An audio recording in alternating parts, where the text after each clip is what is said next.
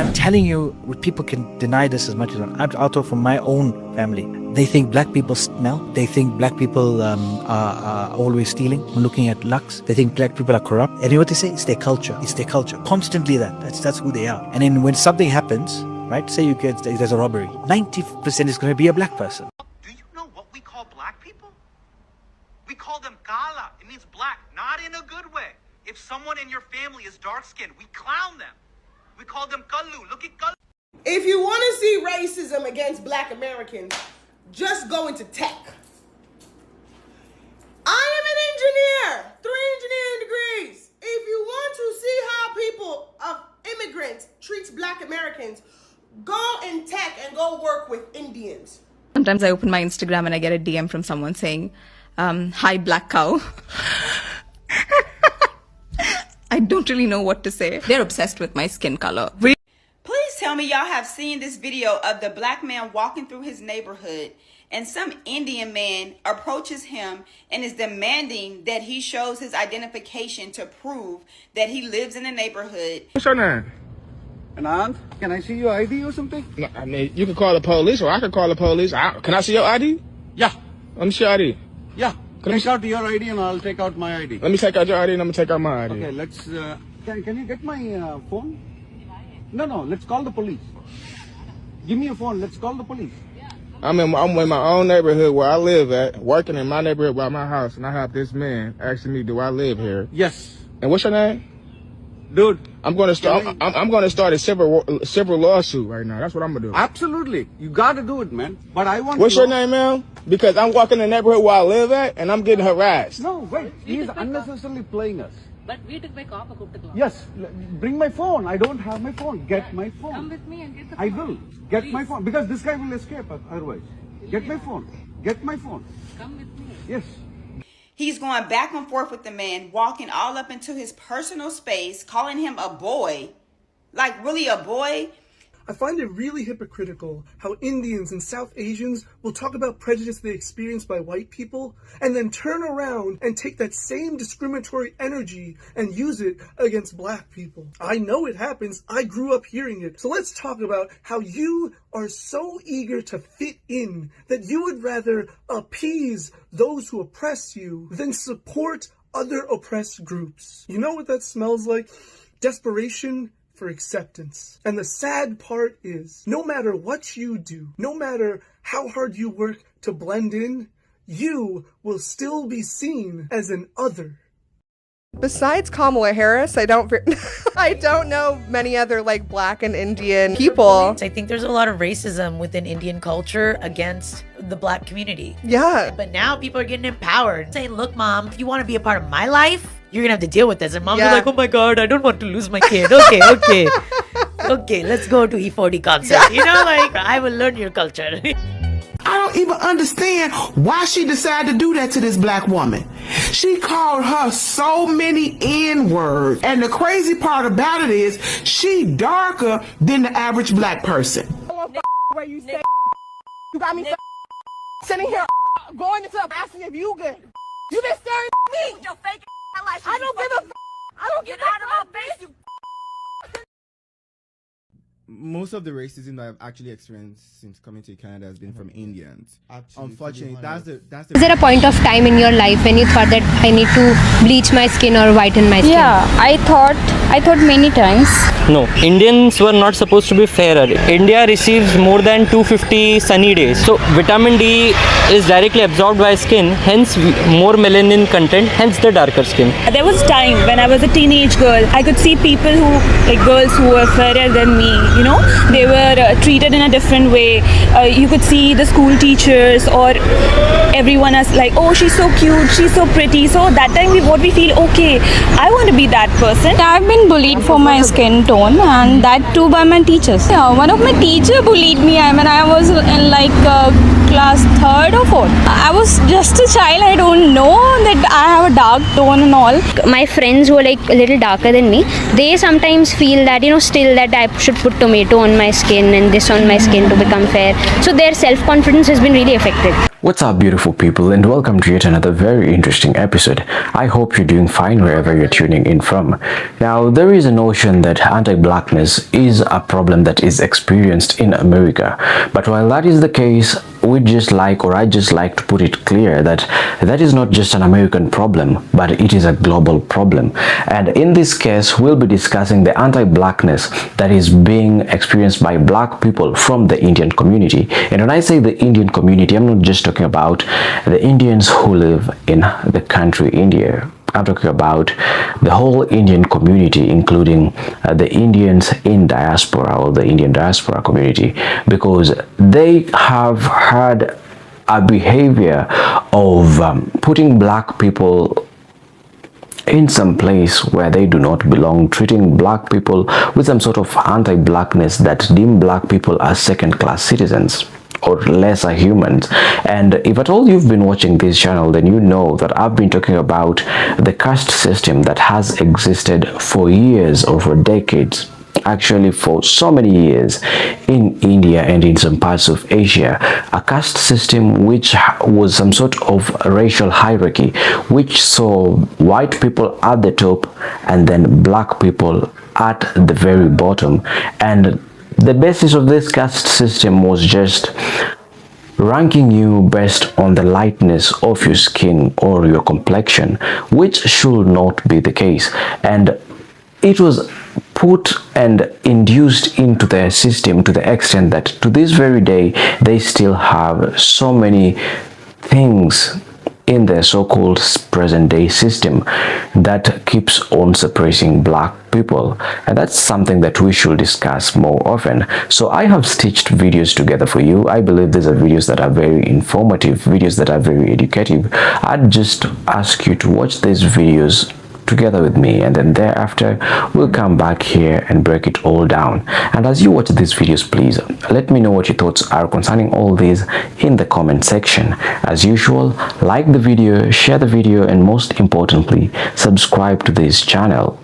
I just wanted to comment on this video about this Indian couple getting married. The Indian guy is very dark. He's basically my complexion, and his wife is a little fairer than him. And the comments they're getting is just like, why is this dark-skinned man with this lighter-skinned woman? It's just like complexion complaints from Indian folks, from their own folks. और जब मैंने लोगों को reaction देखा, I was in that my family got targeted. You are nobody. Anytime I see a video that really hits me, I go, man, let me talk about it. First of all, India is they are. When it comes to complexions, listen, every brown society has complexion problems. This all stems from white supremacy and European colonization, European standards of beauty. This is all facts. India was colonized by England, Nigeria colonized by England, England colonized a bunch of Caribbean, France, all of that. So all the European influence made brown people feel like shit.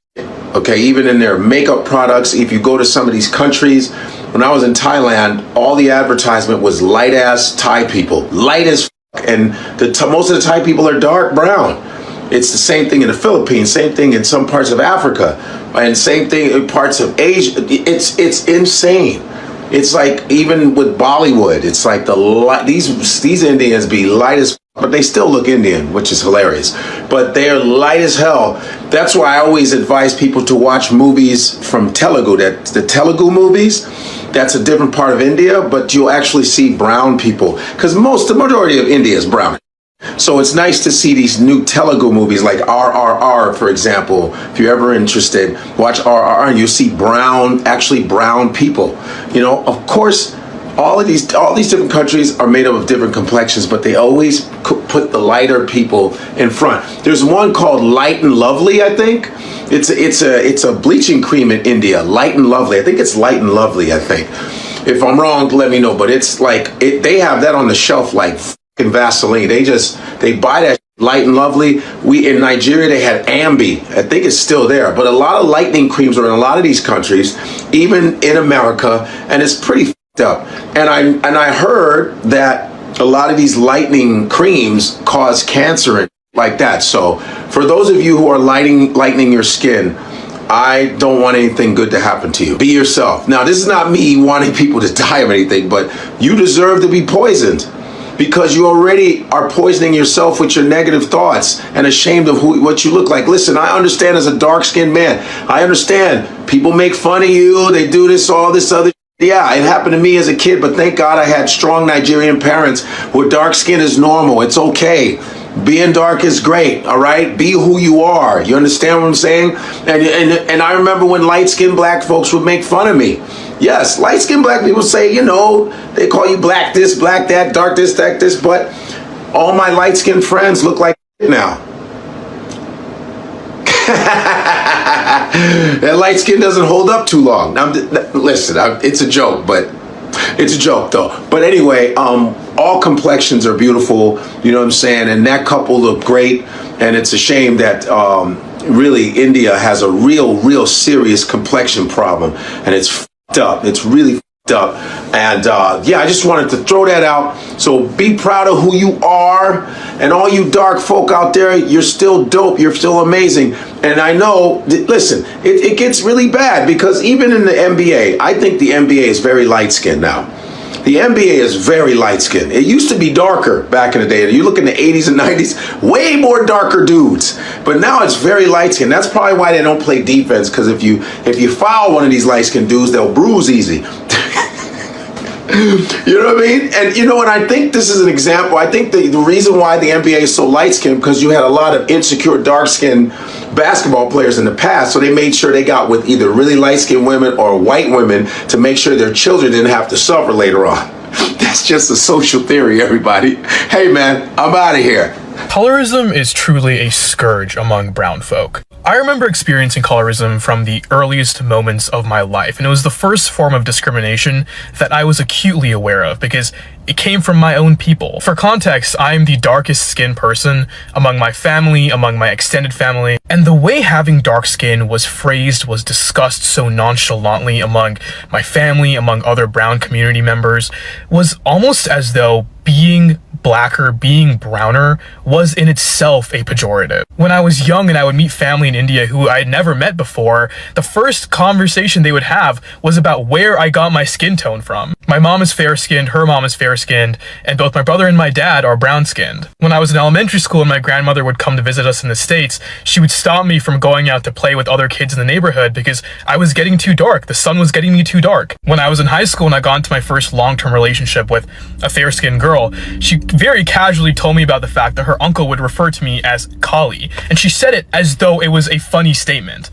To them, dark skin is inferior in the same way that the sky is blue. I was in my AP World History class in high school with one of the other few South Indian people within my friend group, and very casually the topic of like, oh, if you could choose any ethnicity to be, what would you be came up, right? And I was thinking, I was about to hear like Polynesian, because Polynesian guys are just buff as fuck for no reason, or like Thai, because Thai food is great. This self-hating fuck was like, I would want to be North Indian. When you are brown, you are taught to hate yourself for one reason or another. And a large reason that I am not friends with brown folk, even though I want to be closer to my culture, even though I would love to be able to pass on my language and my food to my children in the future, is that misery loves company.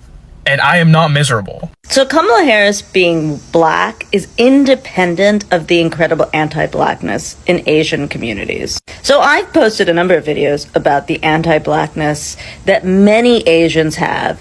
For example, the Indian American community expresses a lot of anti-blackness, which is in some ways tied to colonialism and the colorism inherent in Indian society. But in other ways, it's also about identifying with whiteness. But that is not the only reason that Kamala Harris is black. In the United States, blackness is defined, theoretically as one drop, but inherently as if you could look black. And the state of being black is so contested in American society. And I do agree. That's also why you have such strong community in African American community. She was accepted.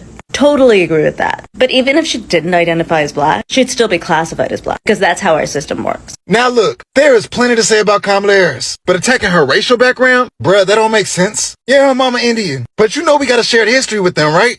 Britain colonized India just like they did Africa and the Americas. It took their land, installed their own government, raised their taxes while they worked long hours for little money. Farmers were forced to grow opium and indigo instead of food. Britain forced a famine. They forced poverty. They forced oppression. When Britain ended slavery in 1833, they brought in Indian indentured servants to replace formerly enslaved blacks in their other colonies. Talking about Trinidad, Jamaica, Guyana. They were on the sugar, tea, and rubber plantations. Yes, as indentured servants. No, technically it wasn't slavery. They could go back to India usually after 5 years. They made that trek across the Atlantic Ocean, usually in overcrowded ships filled with disease. And they were treated just like slaves were on those plantations. Then in the 1950s, India was fighting for independence from Britain. They wanted to kick Europe out their country just like the rest of the world. In 1959, Dr. Martin Luther King Jr. went to India to learn about their resistance, specifically Gandhi's philosophy of nonviolence. Gandhi used to write letters to black leaders in America expressing their shared struggle. Hey look, blackness has a sound, a feel, a history, but it also has a shared struggle with oppressed people all around the world. So worrying about her blackness just may not be the move, because it could look different across time and space. Oh, and her dad Jamaican. Last time I checked, that was black. I would not recommend going to Delhi. Okay. Scratch that off. Because Delhi is also a great cultural vibe, but the people sometimes are very, and especially because you're black, I'm going to tell you there are racists over there who are very much in your face. Like, I'm not even gonna lie. There's my black friend from America had come down. He was from Brooklyn and he was visiting Mumbai and he's queer. So he was like, what are the queer hotspots? So I took him to like a bar and everything. And this is in the most uppity part of Mumbai, right? Where all the influential and affluent people come and drink. So we're having a smoke in the balcony and there's a song in India and pardon my words, but in India, nigahe means eyes. Yeah. Yeah. Like the eyesight. Okay. So the song has the word nigaho mein. So he was saying that verbatim on purpose because there was a black guy and they could say the N word without saying the N word because of the Indian word. Oh, they try to do that shit? My blood was just like curdling, not even boiling. It was just like, I'm like, bro, like, and the girl next to him was like, she was pinching, like, shut the fuck up, don't do this. You know, so that also happens, you know? Okay, so before I started my series, I wanted to tackle this question right here. A lot of Indians don't like black people because if you have a baby with a black guy, they think how dark it will come out. And in my case, this is true. So my family always called me dark growing up. Mind you, I'm not that dark, but my mother is darker than me and my father is lighter than me. So of course, then you get me. But apparently I'm still dark. So when I was pregnant with my son, all my mom would say is how dark my child was going to be. Now, when he was born, when you look at the top of a newborn's earlobe, you'll see what color they're going to be, basically. Their pigmented earlobe basically tells you how dark or how light the child is. So what she said was, he's going to be so dark, look at his ear. I was like, huh? I didn't get it until later that she thought that because of his ear, he's going to be dark. And well, anyway, colorism is a big issue in India, and that could be why they don't really like the intermingling with black people. Now, that being said, my mom did remarry after my parents divorced, and she did marry a white guy, and my sister is half white, so she's super, super bright. So, yeah. Amount of racism that most Indian people have towards black people.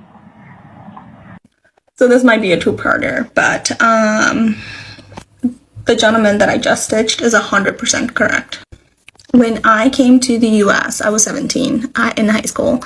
And as I made friends, especially Indian girls, other Indian girls of my age, I realized that we all were given the same speech by our father, which was, we could not date black guys, we could not date Muslim guys, we could not date white dudes.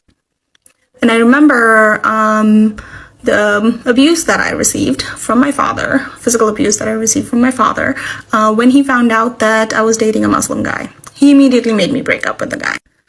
But in that moment, after, basically beating me, he told me, at least it wasn't a black guy, because your beating would have been worse. Go to part 2.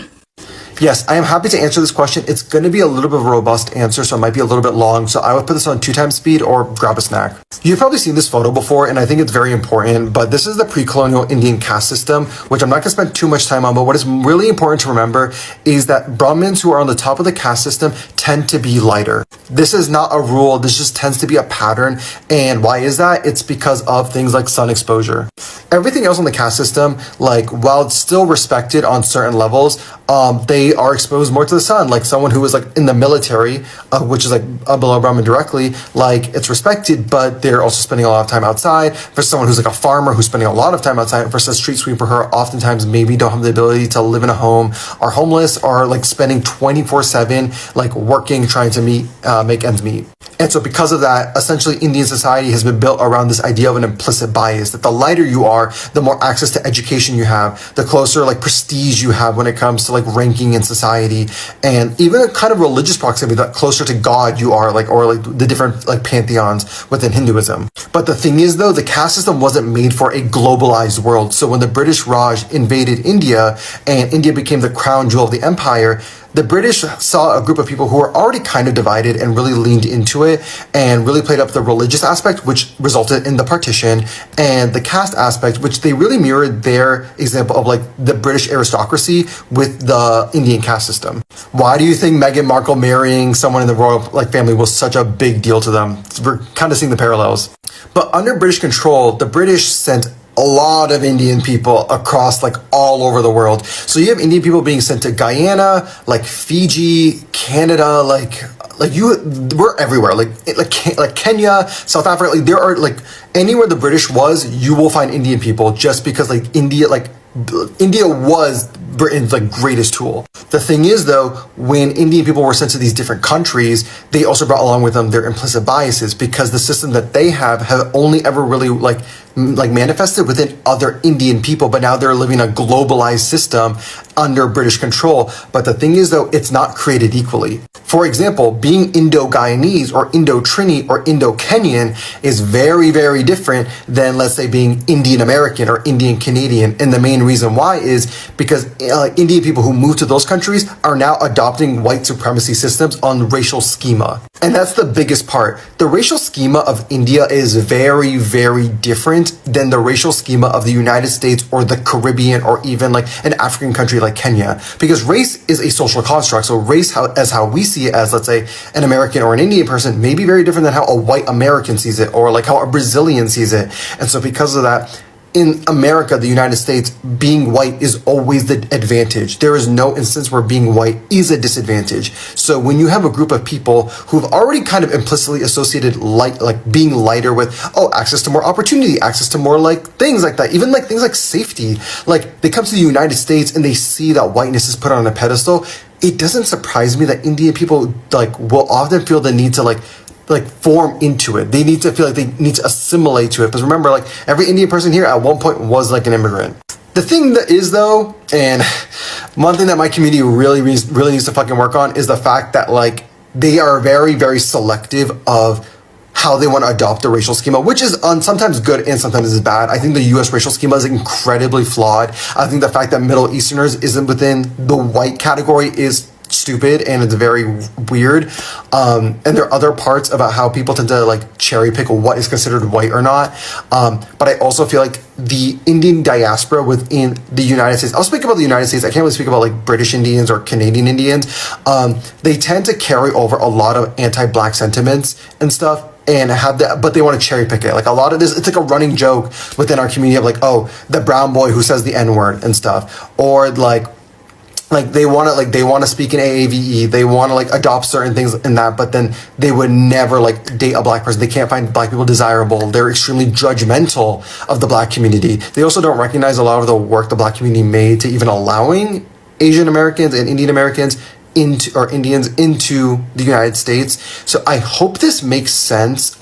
This is kind of my point of view. I am not an expert. I'm not an expert, but I think this is kind of like at least what I've parsed out through my own personal research, lived experience, stuff like that, as why I think it is the way that it is. Welcome back to the video once again. I am really glad that you made it all the way to this other side of the video whereby we get to break it all down. It's quite sad to see that this is the case that we are having to handle. It's quite sad to hear that we're still talking about such kind of things in 2026. I mean, it's the 21st century. If anything, these are not the kind of topics that we should be discussing today. It's quite sad. And just to cut the whole debate short, because we may have some people trying to end this kind of anti-blackness by failing to recognize the fact that it exists, but we are hearing Indians admitting to the fact that they were raised up to be racist against black people.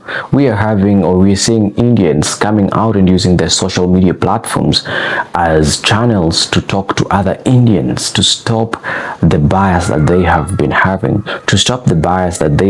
having, against black people, and not just black people, people of darker skin shade.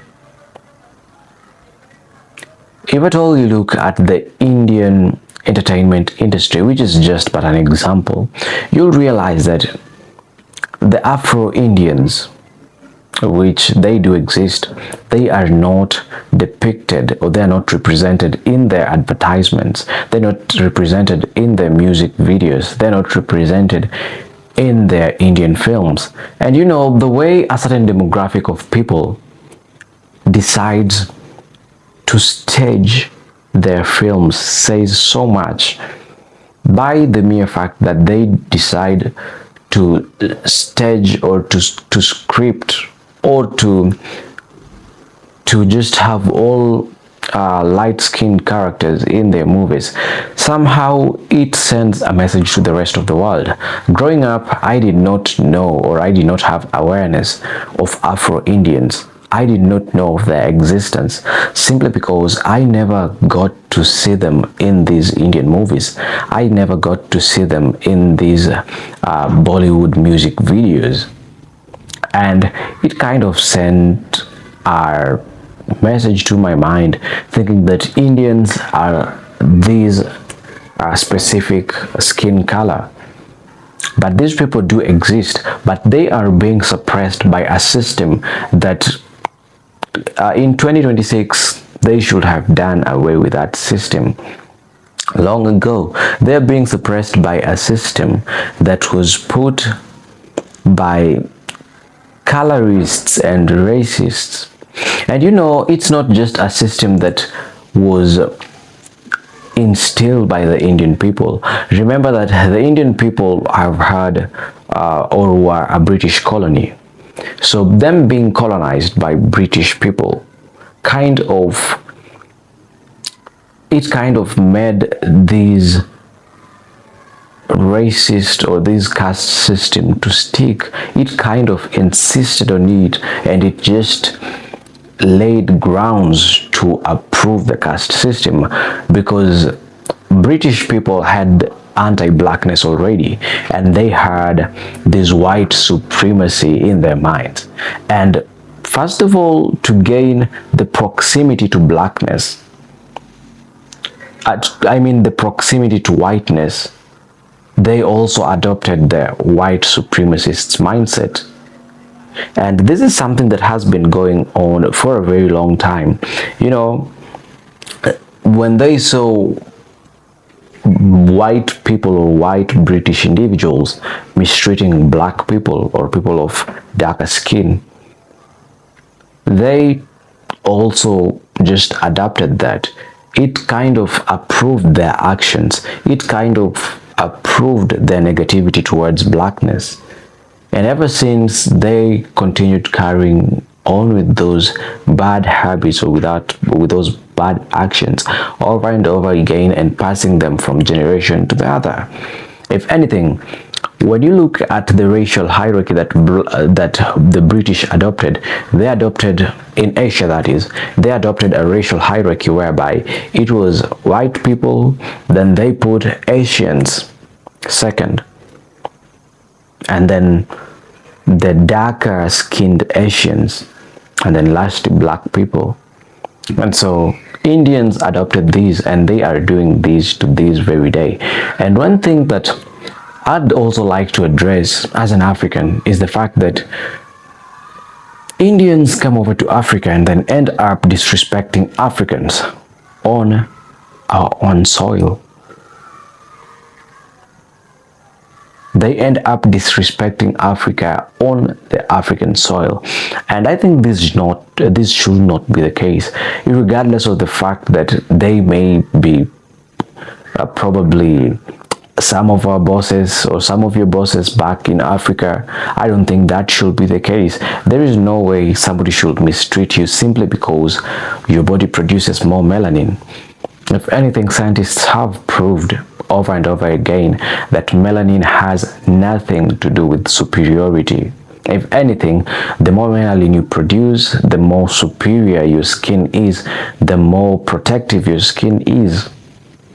So if anything, if at all melanin has a direct relationship with superiority, then it simply would directly translate to black people are more superior. But that is contrary to their narrative, or to the narrative that they push. They have continued doing this, and dehumanization of black people has been a norm in their community. Darker-skinned Indians have constantly faced discrimination, stereotyping, which is something that's going on to this very day, and violence in some cases. Imagine being attacked just because you're black. And it's something that has been going on and is going on to this very day. But anyway, all these are just my thoughts. Please let me know what your thoughts are concerning all these in the comment section. As usual, like this video, share this video to a like-minded person, and most importantly, subscribe to this channel. Until we meet again, I hope to be seeing you in my next video. I have been your presenter and your host, Kachina.